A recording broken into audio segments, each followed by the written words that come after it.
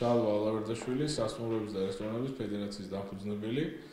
2015 წელი შეგვიძლია ძალიან დადებითად შევაფასოთ. 2015 წელი იყო სასტუმროებისთვის ზოგადად ძალიან უკეთესი წელი, ვიდრე 2014 წელი. ტურისტების რაოდენობის ზრდაც დაეთყო ქვეყანას, ესე თუ ისე. იქიდან გამომდინარე, რომ საქართველოს მთავრობამ მიხვდა, რომ ვიზების გაუქმება ძალიან ხელს შეუწყობდა ტურისტების შემოდინებას და ვიზების გაუქმება მოხდა და ის შეცდომაც იყო დაშვებული 2014 წელს გამოსწორდა. ამან გამოიწვია ტურისტების ხელახლა დაბრუნება ქვეყანაში და ტურისტების რაოდენობის რეალურად მკვეთრი ზრდა ისევ და ძალიან კარგია და ეს ნამდვილად დაგვეტყვა და დიდი შეღავათი იყო სასტუმროებისთვის ნამდვილად. ჩვენ შეგვიძლია თქვა, რომ 2015 წელი გამოგვიდა წარმატებული ზოგადად სასტუმრო ბიზნესისთვის საქართველოში. ზამთრის სეზონზე რა ხდება რა მდგომარეობა? ზამთრის სეზონიც საკმაოდ კარგად დაიწყო, გუდაურიც, ბაკურიანიც საკმაოდ დაგვირთულია. გაიხსნა ახალი მიმართულება, ასე ვთქვათ, აჭარის მიმართულება. ძალიან კარგია, კიდევ ახალი სამთო-სათხილამურო კურორტის გახსნა. კიდევ უფრო ხელს შეუწყობს ტურიზმის განვითარებას, უფრო მეტი ტურისტის მოზიდვას ქვეყანაში. იმედი გვაქვს, რომ ბესტიას ტექნიკის პროექტი მალე დამთავრდება და ბესტიას ჩაერთვება, ასე ვთქვათ, ზამთრის კურორტების დიდი კურორტების სიაში, თუმცა ბესტიაში უკვე არსებული ზურულდის, ასე ვთქვათ, ჰატვალის სასრევო ტრასა უკვე არსებობს, მუშაობს და საკმაოდ მიმზიდველია და ეხლაც ამჯერადად უკვე შეგიძლიათ მიბრძანოთ მესტიაში და დაისვენოთ და ძალიან კარგია, რომ ზამთარში ცოტა მაინც სვანეთს რაღაც პატარა შემოსავალი აქვს სვანეთის სასტუმროებს. და ძირითადად ტურისტების ინტერესი ზამთრის სეზონზე და არა მარტო ზამთრის სეზონზე, რომელი კუთხე უფრო იზრდება ტურისტებს? ამჟამად გუდაური არის ძირითადი მიმართულება, გუდაური თითქმის გადაჭედილია ამ წუთში და საკმაოდ ბევრი ტურისტია შემოსული აგრეთვე ბაკურიანშიც. თბილისიც არანაკლებად მთელი ახალწლის პერიოდი შემიძლია ითქვათ, რომ ძალიან სავსე იყო. თბილისის ძირითად სტუმრებს წარმოადგენდნენ ძირითადად მასა იყო სასონხეთიდან. სომხეთში 7 იანვრამდე დასვენება იყო გამოცხადებული და არის ეხლაც და ძალიან ბევრი ადამიანი ჩამოვიდა თბილისში და ძალიან ბევრი ადამიანი გადაწყვიტა სასონხეთში, რომ ახალწელს შეხვდებოდა თბილისში და ძალიან კარგია ჩვენთვის. ანუ ძირითადად მაინც სომხეთიდან არის ტურისტების ნაკადი. ამ ახალწელს თბილისის ტურისტების თბილისში ტურისტების ძირითადი მასა სომხეთიდან იყო შემოსული. რაც შეეხება ინფრასტრუქტურას და მომსახურებას, რამდენად უპასუხობთ, თქვათ, ტურისტების მოთხოვნებს? ჩვენი, ესე ვთქვათ, დავიწყოთ, რომ ქვეყნის მოლოდინი და ქვეყნის პრობლემა არის სხვა და აქედან გამომდინარე შეგვიძლია ვთქვათ, რომ ქვეყანაში შემოსული ტურისტი იმას ვერ იღებს ხანდახან, რასაც ის ელოდება.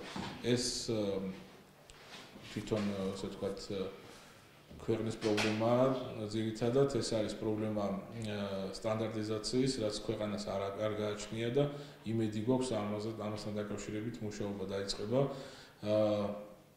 ქვეყანას არ აქვს თავისი სასტუმროების სტანდარტი, არ არის გამოყოფილი, რაც ნიშნავს იგივე სოფლის სახლი, იგივე guest house-ი, იგივე ჰოსტელი, იგივე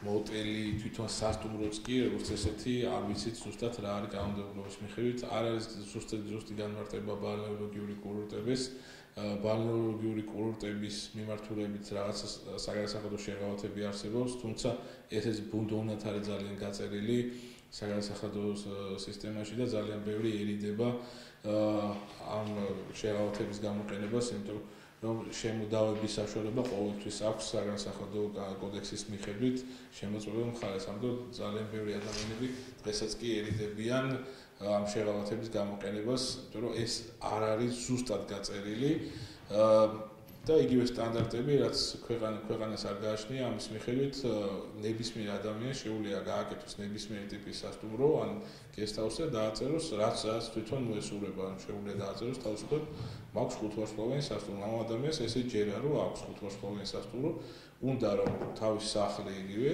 იყოს 5 ვარსკვლავიანი და ამის გამაკონტროლებელი არც ერთი ორგანო არ გვაქვს და არავინ არ არსებობს რომ ამ ადამიანს უთხრას რომ კი ბატონო შენი სახლი ძალიან ლამაზი და კარგი, მაგრამ ეს არის 5 ვარსკვლავიანი სასტუმრო. ამიტომ ეს არის მოლოდინის საქმე, ძალიან ტურისტები, რომლებიც შემოდიან ქვეყანაში, ძალიან დიდი მნიშვნელობა აქვს ამ ტურისტების მოლოდინს. ამ ტურისტმა იგივე ნებისმიერ საიტზე წაიკითხა რომ მიდის 5 ვარსკვლავიან სასტუმროში, შემოვიდა და აქ დახვდა რაღაც ჩვეულებრივი სახლი, ან ჩვეულებრივი პატარა ზომის სასტუმრო, რის შედეგადაც ადამიანი არის უკვე ძალიან უკმაყოფილო და აქედან გადის ნეგატივით.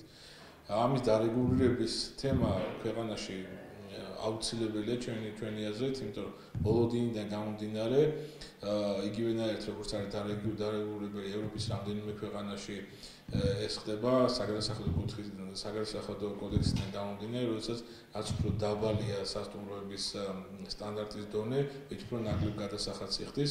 ამის მიხედვით შეიძლება ქვეყანაში 3-4 თვეში მაქსიმუმ დაალაგდეს მთლიანი მომსახურების სერვისის პრობლემა, როცა ადამიანმა იცის რომ ასე დაკლები გადასახადი იქნება, რაც უფრო დაბალი დონის სასტუმროს დაიძებს. შესაბამისად შეიძლება იგივე 3 ან 4 ვარსკვლავიანი სასტუმრო, რომელიც ეხლა თulis რომ 4 ვარსკვლავიანია, თავისი სტანდარტის დონე ჩამოწიოს, თავისი სტანდარტის დონე თქვას რომ მაქვს არა 4 ვარსკვლავიანი, არამედ 3 ვარსკვლავიანი სასტუმრო, ან 3 ვარსკვლავიანი მაგალითად საერთოდ თქვას რომ guest house-ი მაქვს, ან სოფლის სახლი მაქვს, ასე შემდეგ. ის შედეგადაც ჩამოსული ტურისტი მიიღებს იგივე 2 ვარსკვლავიან სასტუმროში 3 ვარსკვლავიან ან 4 ვარსკვლავიან მომსახურებას და აქედან წავა გაუცებული და ბედნიერი რომ აი ესეთი დაბალი დონის სასტუმროში სადაც ჩავედი, დამხვდა აი ესეთი დონის სერვისი და ქვეყანა გავა ძალიან დიდი პოზიტივი. თან მეპატრონესაც თუ თქვათ ესე იქნება 2 ვარსკვლავიან უფრო ნაკლები გადასახადი იქნება, მის ინტერესებში უნდა შედიოდეს. რა თქმა უნდა, შესაბამისად ეს აისახება ფასებზეც, თვითონ მეპატრონებიც უკვე რა თქმა უნდა იმ ფასებს რაცაც ეხლა ისინი აწესებენ ძალიან ბევრი მეპატრონეს ნამდვილად არ უნდა იმ ფასებს აწესება, უბრალოდ სხვა გამოსავალი არ აქვს. რადგან გადასახადები უწევს, ბევრი გადასახადები უწევს წელი წლის განმავლობაში. აი თქვენ აღნიშნეთ რომ არ არის დაყოფილი guest house-ი, მცირე ზომის სასტუმრო, თქვა 5 ვარსკვლავიანი სასტუმროები. აი ეს რომ არ არის დაყოფილი, ეს რა პრობლემას იწვევს აი გადასახადების კუთხით? დიდი სასტუმრო მაგათი ტრადიციული და სოფლის სახლი ერთნაირად იბეგრება. ანუ რა პრობლემაა ეს თუ რა ახსნათ?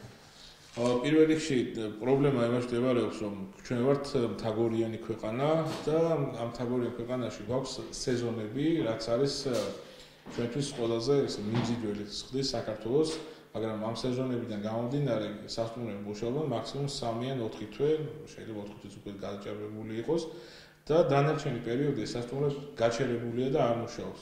აქედან გამომდინარე, იმ შემთხვევაში თუ საქართველოს რეგიონებში არსებული სასტუმროები დარეგისტრირებული guest house-ები, ეგრეთ წოდებული დარეგისტრირებია როგორც იურიდიული პირები, ან ასეც ნიშნავს შპს, ან ინვესტორები და ასე შემდეგ, მთელი წლის განმავლობაში საკუთარ სახლში ამ ადამიანმა უნდა გადაიხადოს იურიდიული პირის გადასახადი, რაც ნიშნავს ანუ სამაგდენს, სამაგას, რიცხვით წყლის გადასახადს და ამას ამიტომ კიდე ქონების გადასახადი, იურიდიული პირის ქონების გადასახადი, რაც საკმაოდ რთული იქნება ამ ადამიანისთვის, რაც ნიშნავს, რომ ეს ადამიანი ყველანაირად შეეცდება თავისი დიდი სახლი, რომელიც გააკეთა და სასტუმროს უნდა გადააქციოს, არ დაარეგისტრიროს და და იმუშაოს არალეგალურად. შესაბამისად, გვაქვს წყვეტა, არის წყვეტა ტურისტულ კომპანიებსა და კერძო სექტორს შორის. ტურისტული კომპანიები ყოველთვის არაერთხელ მომისმენია, რომ არ არის საქართველოში მცირე ზომის სასტუმროების საკმარისი guest house-ები არ არის და ტურისტები ამ დიდ სასტუმროებში ვერ მიდიან. რამდენად სწორია ეს შეფასება? ნამდვილად არ გეთახმებით, საქართველოს ნამდვილად აქვს საკმარისი განთავსების ობიექტები და შეგვიძლია ტურისტების მიღება, ანუ ვიზიტორის მიღება ნებისმიერ რეგიონში. უბრალოდ ეს სასტუმროები ან guest house-ები დარეგისტრირებული არ არის.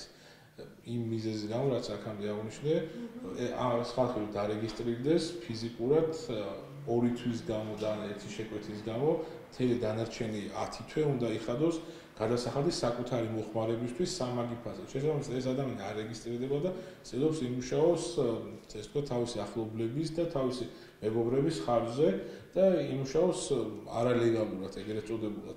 და ამ შემთხვევაში ტურისტულ კომპანიებს არ შეუძლიათ რომ მიიყვანოთ ამ ტურისტებს, იმიტომ რომ ესე ვერანაირ საფუძვებს ვერ მიცემენ. ტურისტული კომპანიები არის, რომელიც წუწუნებენ, რომ არ ყავს განთავსების ობიექტები არ გვაქვს და სასტუმროები არის, რომელიც წუწუნებენ, რომ არ ყავს ტურისტი. შესაბამისად, ამ ორი კვანძის გაერთიანება ამ წუთში სასიცოცხლოდ აუცილებელი იმისთვის, რომ ტურისტულმა კომპანიებმა ნამდვილად თქვენ, რომ კი ბატონო, აგერ არის და არსებობს და სასტუმროებმაც თქვას, რომ კი ბატონო, დიდი მადლობა ტურისტულ კომპანიებს, რომ ტურისტები შემოგვიყვანს. ანუ თავი პრობლემა არის საკანონმდებლო პაკეტი. თავი პრობლემა არის ეს. არ არის ამის ხელისუფლების ინტერესი, არ არის ამ საქმის მიმართ, არ ესმით საკითხი თუ რატოა ესეთი ვთქვათ მდგომარეობა. ჯერჯერობით რამდენიმე წლებია უკვე ამას ვლაპარაკობთ თითქმის ყველა ეთერით, ყველა მიმართულებით, რომ ეს პრობლემა ყველა დროს დავსვით, რომ ეს გადასაჭრელია, შევხვდეთ და ვლაპარაკოთ, უბრალოდ შეხვედრას ჰქონდა minister სამეცნიერო წარმომადგენელთან, სადაც უბრალოდ იწერენ ჩვენი პრობლემებს, პრობლემები დაგიკავშირდებით და ამით თავდება ყველანაირი შეხვედრა. შესაბამისად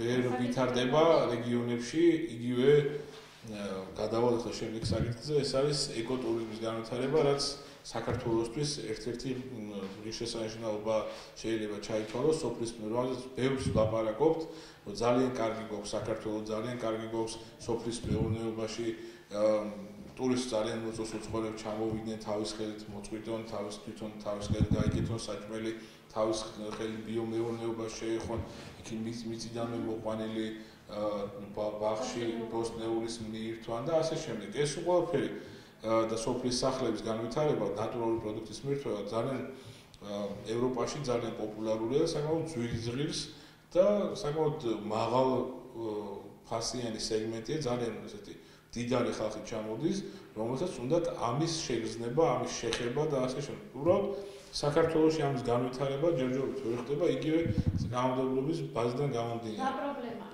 პრობლემა გვაქვს შემდეგი. მე რომ მოვიყვანე ბაღჩა, ესე გეწოდებული, მთელი ბოსტნეული და ასე შემდეგ, იგივე მარტივ მაგალითად კიტრი და პომიდორი, რომელიც მივედი, მოვწყვიტე და გავაკეთე ამ კიტრი და პომიდორისგან სალატი. და ეს სალატი გავყიდე ჩეკის აპარატზე ამოვიდა მაგალითად 3 ლარი, ეს 3 ლარი არის თლიანად ჩემი მოგება. მე ვერანაირად ვერ ვაჩვენებ, რომ ეს კიტრი და პომიდორის მოყვანა მე რა დამიჯდა, თუმცა ხარჯი ამის მოყვანის მე არ გამაჩნია. ანუ მე უნდა ვიყო ბუღალტრულად განათლებული და ვიცოდე, რომ გამოსავალი არსებობს, ანუ უნდა იყო უბრალოდ ბუღალტერია უნდა იცოდე კარგად, რომ შენივე ეგრეთ წოდებული ბაღჩა დაარეგისტრირო და იყო როგორც სოფლის მეურნეობის პროდუქციის წარმოებელი, რაც არებეგრება და ძალიან კარგია. მეორე შენი შეფასეთი, ესე ვთქვათ, რაც არის სოფლის სახლი, იყიდო შენივე კომპანიისგან ეგრეთ წოდებული სოფლის მეურნეობის პროდუქტი და მე ამის შემდეგ ხარჯი აჩვენო და ამის შემდეგ უკვე შეგვიძლია გაყიდო ეს პროდუქტი და უფრო ნაკლები გადასახადი მოგიწევს, ვიდრე ისე გიწევს. ეს მაგალითად შეიძლება იცოდე მე ან რამდენიმე ადამიანმა, მაგრამ ის ადამიანები, რომლებიც ამის შემქმნელები არიან რეალურად სოფლის მეურნეობაში, სასტუმროები უნდა შექმნან და სოფლის თავისი დიდი სახლები უნდა გადააკეთონ, როგორც ესე ეგრეთ წოდებულ გესტჰაუსებად ან სოფლის სახლებად, სადაც სტუმარი მივა და დაისვენებს და ესე ვთქვათ, ბიოლოგიურად სუფთა პროდუქტს მიიღებს. ამის გაკეთება ამ ხალხს არ შეუძლია. ეგ ერთი მით უმეტეს მეორე თვითონ იგივე შეფასების დარეგისტრირება და ამ ხალხის მომსახურება იმით და ჩეკის აპარატის დადგმა, რომ აი დავდგი და მოვემსახურე და გავყიდე და მე დეკლარაცია ჩავაბარე და ასე შემდეგ. ეს ყველაფერი სოფლის მეურნეობაში არსებული ეს ხალხისთვის, რომელიც რომელსაც უნდა რომ ეს პროცესი დაიწყოს, არის საკმაოდ რთული. უნდა დაიქერავონ ბუღალტერი, უნდა ყავდეთ ყოველ თვე დეკლარაციის ჩაბარებელი ადამიანი, რომელიც დეკლარაციას ჩაუბარებს. ანუ გამოდის, რომ კანონმდებლობა თავად აძლევს ადამიანებს შესაძლებლობას, რომ ითანხმონ ესე გამოდის, რომ არალეგალურად მოხდეს. არა, კანონმდებლობიდან გამომდინარე არის გამოსავალი, უბრალოდ ამისთვის გჭირდება კარგი ბუღალტერი.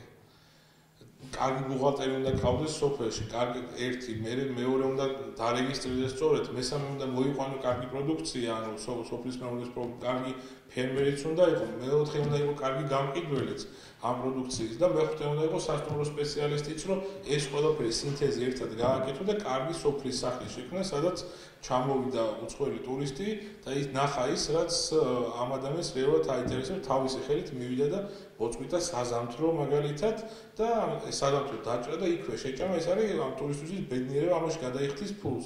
მაგრამ ეს ამ სულ ყველაფრის შექმნისთვის ჭირდება საკმაოდ დიდი, ესე ვთქვათ, გზა, რაც რეალურად არსებობს ქვეყანაში, მე არ ვიცი ახლა ეს ქვეყანაში არ არსებობს, უბრალოდ ბუნებაში სხვა რაღაცა არსებობს, ანუ არსებობენ ადამიანები, რომლებსაც შეუძლიათ ძალიან კარგი, ესე ვთქვათ, პროდუქცია შექმნან და არსებობენ ადამიანები, რომელსაც შეუძლია ეს პროდუქცია გაყიდონ და არსებობენ ამის შემდეგ ადამიანები, რომლებმაც ეს ყველაფერი უნდა დაარეგისტრირონ სწორედ. ანუ ეს ყველაფერი ერთად რო ავიღოთ, პარალელურად საკმაოდ ძვირფასი პროდუქტი გამოდის, იმდენად ძვირი, რომ ამდენი პერსონალის დაქირავება და ასე შემდეგ, იმდენად ძვირი პროდუქტი გამოდის, რომ უკვე აღარავის აღარუგებს ამის გაკეთება. სწორედ ქვეყანაში ვერ ვითარდება სოფლის მეურნეობის მიმართულების ტურიზმი. ანუ თავარი ხელშემშლელი არის ბიუროკრატიული.